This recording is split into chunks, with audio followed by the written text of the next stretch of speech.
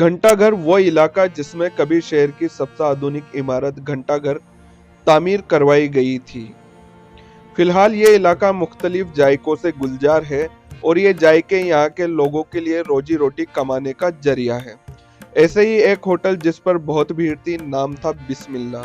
खाने की खुशबू से मुतासिर होकर हम यहाँ आ गए। एक तरफ तंदूरी रोटियां लगाई जा रही थी तो दूसरी तरफ लगाई जा रही थी रुमाली रोटी। भीड़ से घिरे हुए भैया जी से हमने दरखास्त की तो उन्होंने बताया कि यहाँ mutton nihari, mutton korma, mutton stew, mutton भुना और मटन करी मिल जाएगी।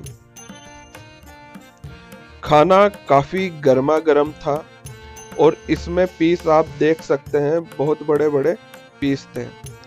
साथ में ही यहाँ पर पैकिंग भी चल रही थी। अब मैंने कुछ देर सोचा और फिर रईस बॉस से बात की। रईस बॉस से बात करने के बाद हमने इन अंकल को ऑर्डर कर दिया और रईस बॉस की मुस्कान की मैंने तारीफ की तो वो हंसने लगे। कुछ देर बाद मटन स्टू और मटन निहारी और तंदूरी रोटी हमारे सामने थी। काफी खूबसूरत निहारी जिस पर जिंजर के कुछ कटे हुए पीस और फिर थी तंदूरी रोटी और मटन स्टू। साथ में हमारे साथ एक मेहमान भी थे। इनकी थाली में सूप था मगर बोटियां नदारत थी। पूछा तो मासूमियत से जवाब दिया कि मैं खाना ऐसे ही खाता हूँ। खैर हमने खाने की शुरुआत की जिम्मेदारी रईस बॉस को दी।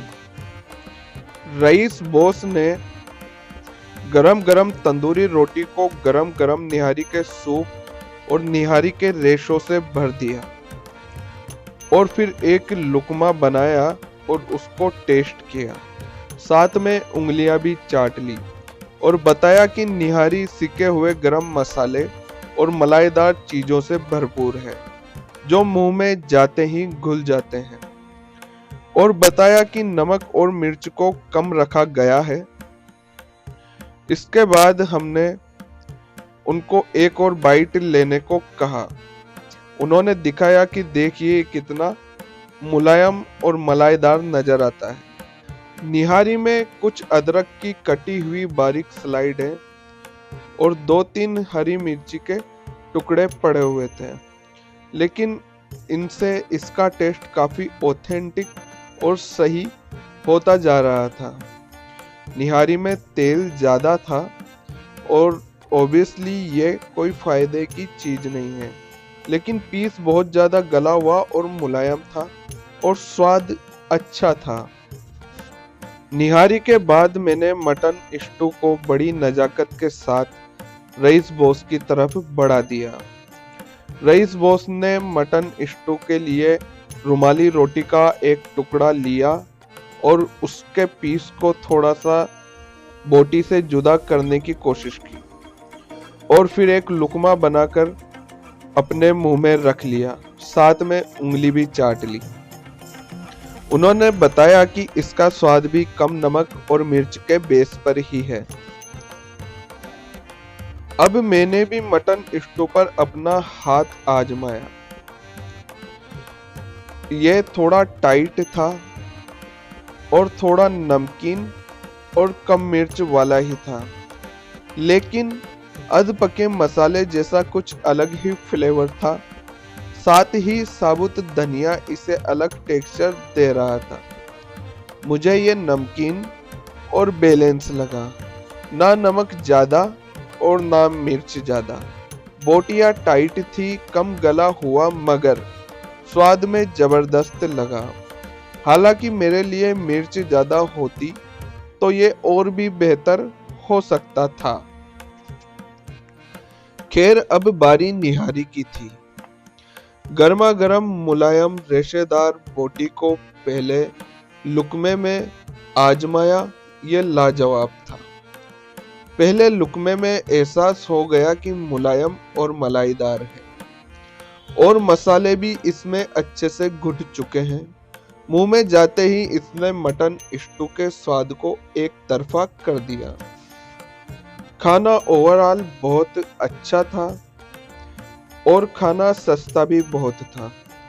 आपको हैरान करने वाली बात बता दूं कि हम दो लोगों के लिए मटन स्टू, मटन निहारी और रुमाली रोटी की कीमत केवल 140 रुपए ही पड़ी। अब बारी थी कुछ मीठा आजमाने की, तो हम चल दिए तंग गलियों वाले इस बाजार में और फिर हम पहुंचे सीधा सिराज स्वीट्स पर, जहां असलम भाई गाजर के हलवे का तौल कर रहे थे और गुलाब जामुन, रसमलाई और मुख्तलिफ तरह की मिठाइयाँ यहाँ पर सजी हुई थी। मुझे टोस्ट जैसी एक मिठाई दिखाई दी। इसके बारे में पूछा तो असलम भाई ने बताया कि ये बंगाली टोस्ट है और ये केवल इन्हीं के पास मिलता है और काफ़ी फेमस इन्होंने बताया। हमने असलम भाई को ऑर्डर किया। असलम भाई ने पहले इसकी कीमत बताई, फिर नजाकत के साथ 4 पीस बंगाली टोस्ट के एक दोने में रखे, फिर उन्हें अपनी तराजू की ओर बढ़ाते हुए तोला और 50 रुपए कीमत बता दी। हमें देने से पहले बोला कि चीन की चड्डी, दुबई का चश्मा और ईरानी चाय। मेरा नाम है असलम भाई। टोस्ट का स्वाद रसगुल्ले जैसा था, मगर कम मीठा और थोड़ा सा मुख्तलिफ और मजेदार जायका।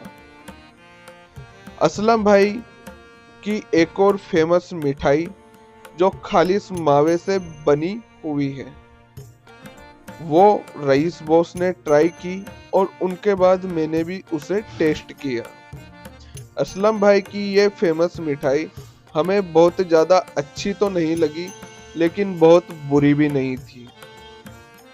लेकिन जो टोस्ट था उसका स्वाद वाकई मज़ेदार था। गाजर का हलवा भी इन्हों का बहुत बेहतरीन है। बात बंगाली टोस्ट की जाए तो शानदार, ज़बरदस्त और मज़ेदार था, जिसकी हम तारीफ बार बार कर सकते हैं।